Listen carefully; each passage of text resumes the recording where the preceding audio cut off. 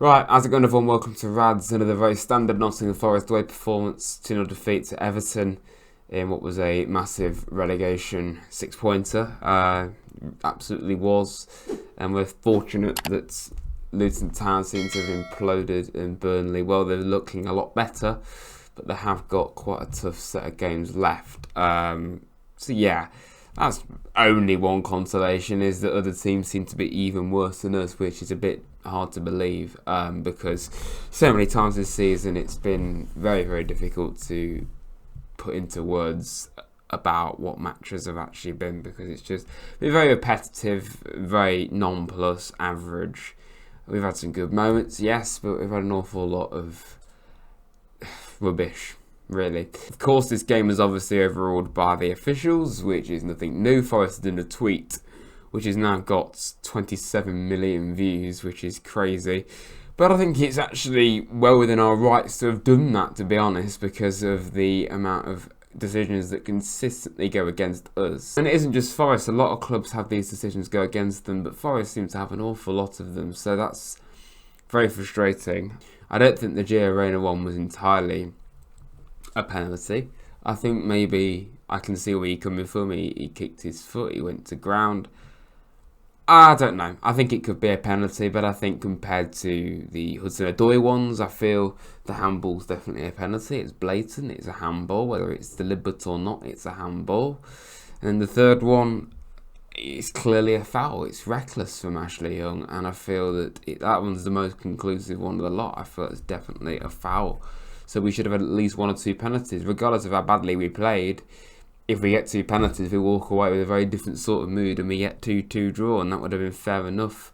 I mean, maybe not at the balance of play. A draw probably wouldn't have been fair. I don't know. I didn't actually see the entire game. I saw most of it, but I do know that if we got a point, regardless of the performance, we would have been a lot happier with that, obviously. And the story is completely different. We're not going to be as toxic and negative about things. So to walk away, not only with a bad performance again, and our away record, and just in general, this season just continues to be abject. It just really, I don't know. It just stings, doesn't it? Really, if we got two penalties, it would have been a very different sort of mood. I mean, looking at the goals, I mean, two long-range goals. We conceded a lot of these now. The whole time I've been in the Premier League, we conceded a lot of long-range goals.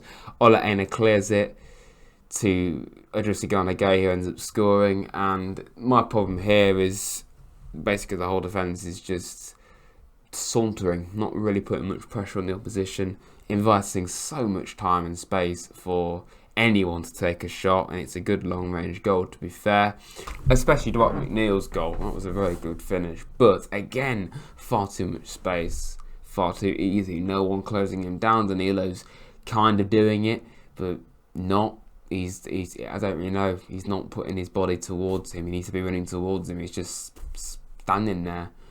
He's just standing there, and I just find it so frustrating. And the whole season's just so abject, so boring.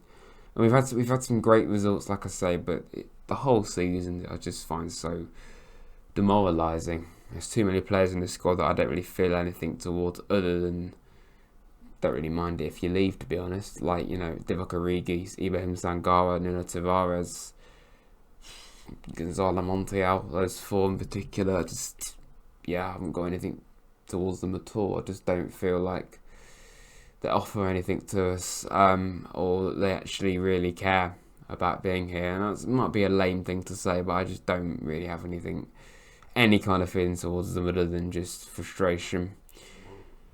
So, just very frustrated about that, to be honest. That whole game, losing 2-0 to a relegation rival. Not to mention the fact that the VAR official was a Luton fan. That was why Forest did that tweet, as well as the decisions. So, frustrating again. Man City next. Nice and easy.